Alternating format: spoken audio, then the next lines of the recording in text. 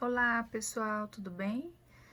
Eu vou falar um pouquinho para vocês sobre autismo e nutrição, a convite do Anderson, que pediu para eu falar um pouquinho desse assunto.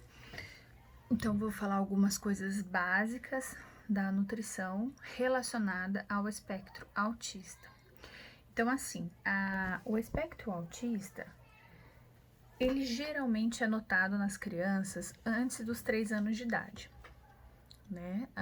Antes dos 3 anos, as mães geralmente relatam que eles tinham um comportamento normal, não tinham nenhum tipo de agressividade, tinha comunicação, crianças que têm comportamento como todas as outras.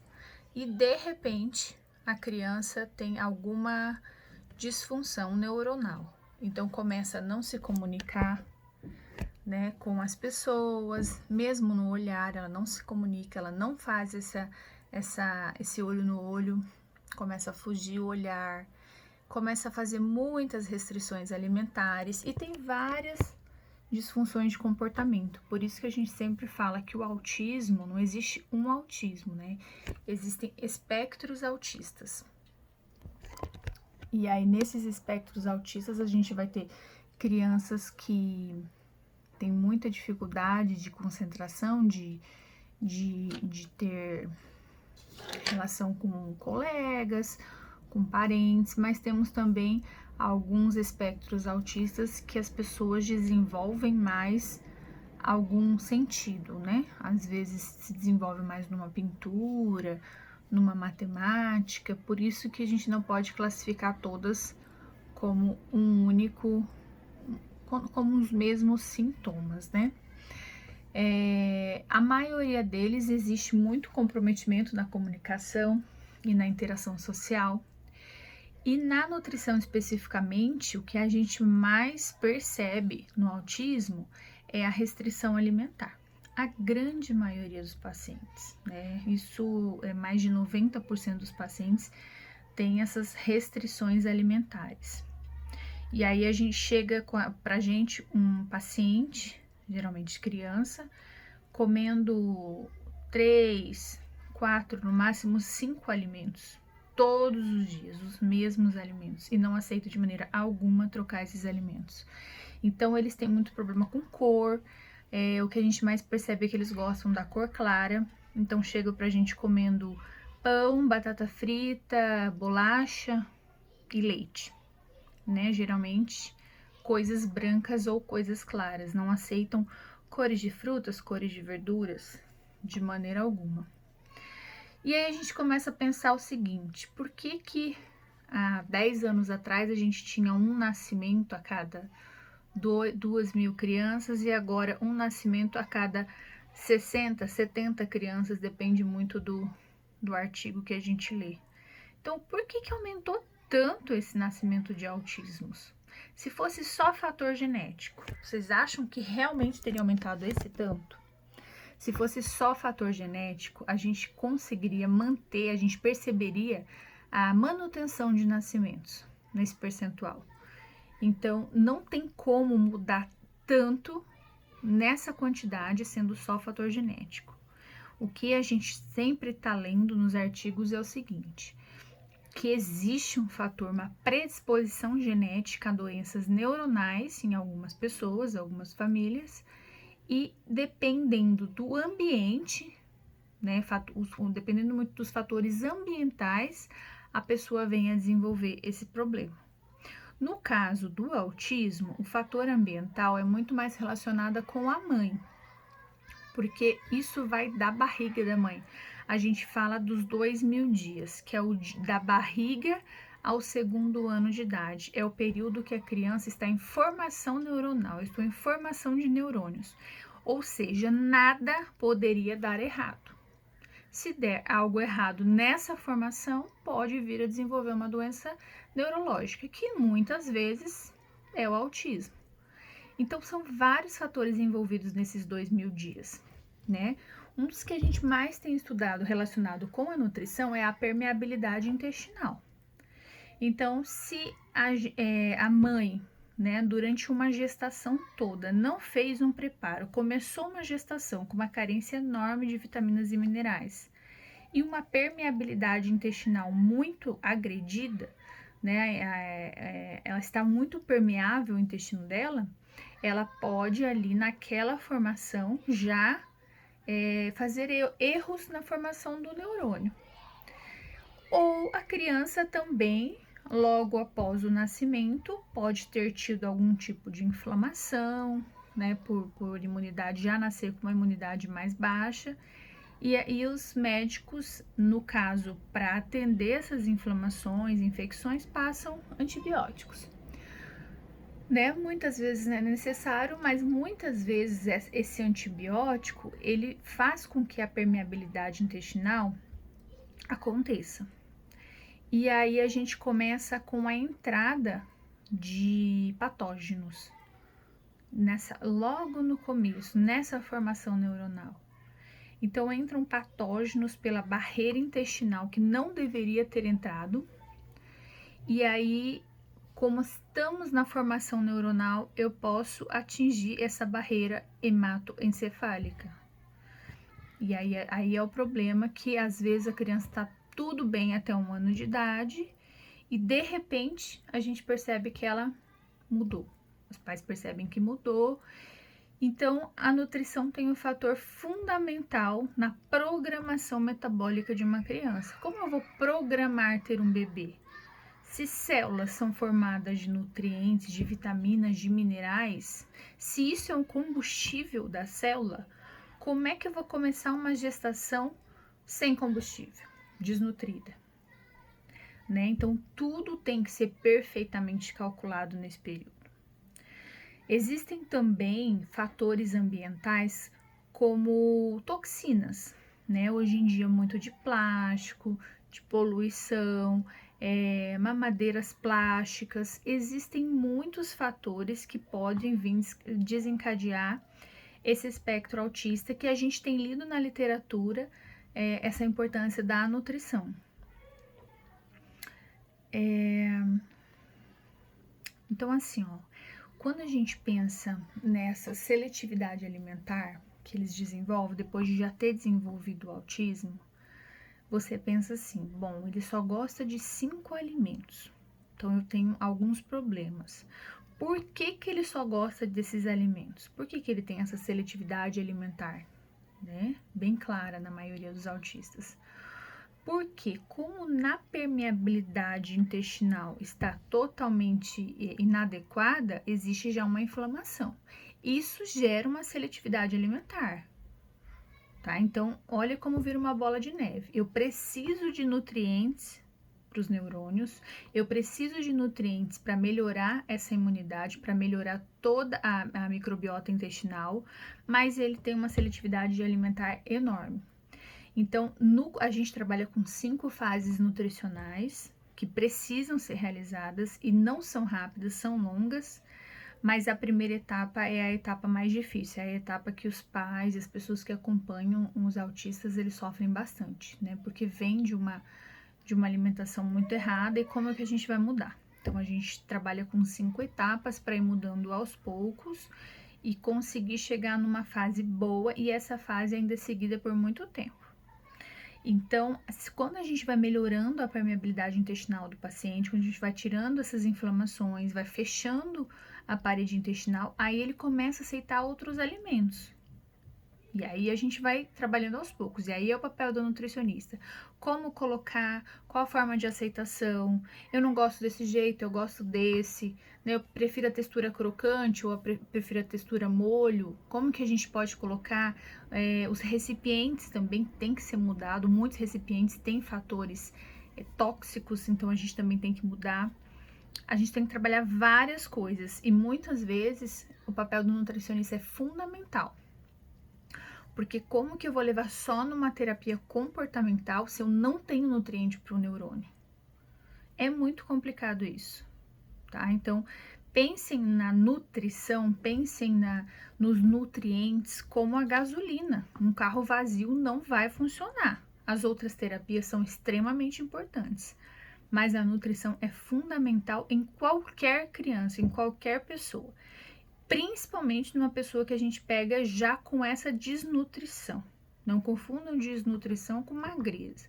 Estamos falando de célula desnutrida, carência de vitaminas, carência de minerais, que tem os específicos da comunicação entre neurônios. Então, não tem a possibilidade de melhora quando a gente está sem esses nutrientes.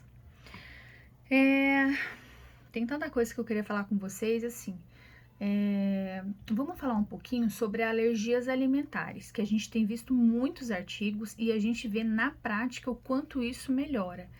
Então, a gente começa a nossa digestão na boca, na mastigação. Então, ali eles já têm a dificuldade nessa mastigação, já mastiga pouco. No estômago, a gente já tem acidez. Só que se eu chego um alimento inteiro sem a mastigação própria, já tem uma dificuldade de digestão ali. O intestino já tá todo ruim, né? Com a permeabilidade toda alterada, com a microbiota ruim. Como que eu jogo o alimento sem uma digestão perfeita nesse intestino? Então, a gente tem notado que alimentos que têm proteínas mais alergênicas, eles agridem muito no espectro autista. Principalmente proteínas grandes, que a gente chama de proteínas mais alergênicas, como o glúten, como a caseína do leite, como a soja, são alimentos que fazem toda a diferença quando a gente vai fazer esse tipo de tratamento. Eu não posso dar esses alimentos nesse momento que eu tô mudando toda a microbiota intestinal. Porque assim, a proteína, a caseína e o glúten, eles simulam muito os opioides. Os opioides são como se fossem medicações parecidas com morfina. Então, eles causam uma sensação boa. São alimentos que eles mais procuram. Lembra que a gente falou dos alimentos brancos? Então, o glúten, o leite são os alimentos que eles mais procuram. Mas por que será? Será que é por causa da cor? Então, aí a gente começa a pensar em várias coisas. Porque se eles simulam opioides, eles têm um bem-estar com aquilo, por que eles escolhem aqueles alimentos? Muitas vezes por conta disso.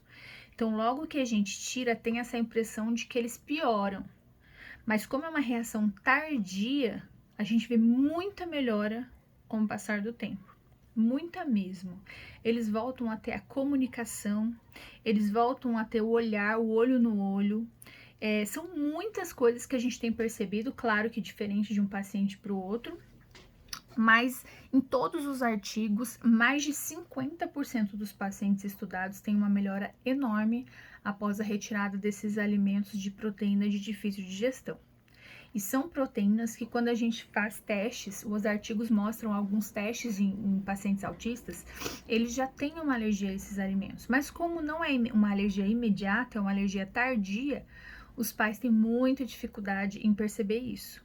Mas o IgG, o IgE, muitas vezes vem positivo para isso. E é muito claro quando o paciente tira esses alimentos alergênicos e tem uma melhora absurda depois de 1 mês, 2 meses, na escola, né? Perdem a agressividade principalmente.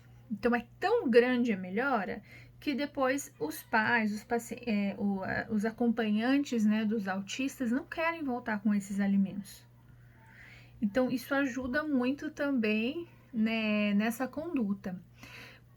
No próximo módulo, quando a gente vai tirando esses alimentos alergênicos, como vai melhorando a permeabilidade intestinal, a gente começa a dar essas vitaminas faltantes também. Então, vamos dar um exemplo de um neurônio sem zinco. Claro que ele não tem zinco, claro que ele não tem vitamina C. Que dia que ele come uma fruta, que dia que ele come uma castanha, que dia que ele come um verde escuro? Nunca ele comeu isso. Então, no neurônio dele tem esses minerais? Não tem, tá? Então, quando eu dou esses minerais, quando a gente faz a reposição, tudo vai melhorando.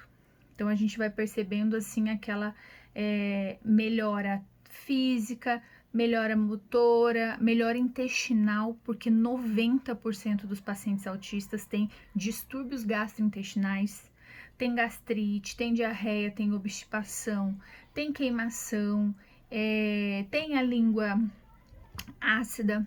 São muitas reclamações de distúrbios gastrointestinais. Então, a gente não alcança neles essa acidez estomacal desejada, causando vários problemas. Quando a gente vai devolvendo para a célula esses minerais, elas vão fazendo o trabalho delas. Então, isso vai melhorando muito. Aí a gente vai conseguindo colocar mais fibras, a gente vai, né, prescrever probióticos, que são as bactérias boas, né, que vão nos ajudar a combater os patógenos, porque uma microbiota equilibrada, ela faz exatamente isso. A gente vai ter boas bactérias e vamos mandar embora as más bactérias. Os fungos, as leveduras. É encontrado também em alguns estudos no cérebro do autista também substâncias de leveduras, porque o intestino também acaba tendo fungo. Isso atrapalha demais as disfunções neuronais. Então, se vocês forem ver, assim, a nutrição, não só no autista, né, no ser humano em geral, a gente tem inúmeras possibilidades.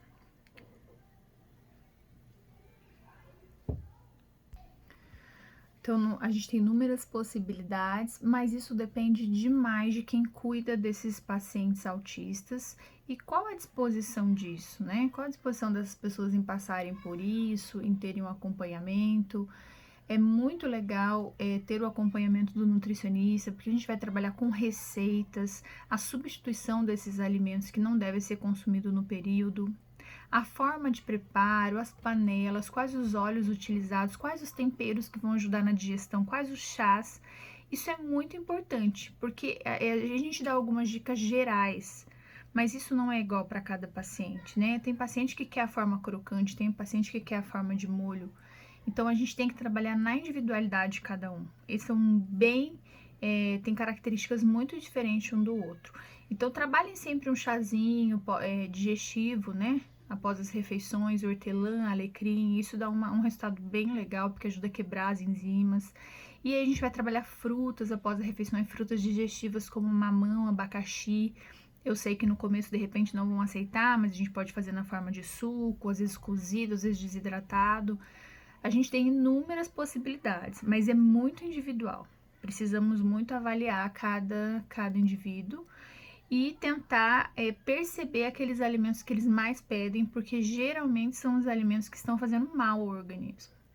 E aí trabalhar muito o psicológico dos pais, dos acompanhantes, porque quando a gente vê um filho ou um parente que já tem uma dificuldade, um problema de saúde, e aí aceita algumas coisas que o fazem feliz no momento, que a gente quer tirar, vai mexer muito com o psicológico de quem está acompanhando. Então, para o tratamento do autista, tem que trabalhar muito o psicológico do acompanhante, porque o psicológico do autista vai melhorar muito com o tempo, mas nesse primeiro momento é o acompanhante. Tá bom, pessoal? Espero ter esclarecido algumas dúvidas e você aberto um pouquinho dessa perspectiva aí que que hoje em dia, né, principalmente os profissionais da saúde, infelizmente, têm dito que é só uma característica genética o autismo e a gente sabe que não é. Então, abram a mente, procurem artigos científicos, vá em artigos publicados internacionais com mais pacientes. Infelizmente, a gente não tem com tantos pacientes, porque é uma dieta realmente mais difícil e para acompanhar nos artigos científicos é mais difícil, mas não fechem os olhos, a gente tem inúmeras possibilidades e principalmente as mães, né, antes de engravidar, que desejam ter um filho, vamos fazer uma programação metabólica, vamos ver como está esse corpo, essa célula, eu tenho capacidade de gerar um embrião em mim, eu tenho capacidade de dar nutrientes para um bebê durante 9 meses, e no aleitamento materno, extremamente importante também. Tá bom? Um beijo, fiquem com Deus.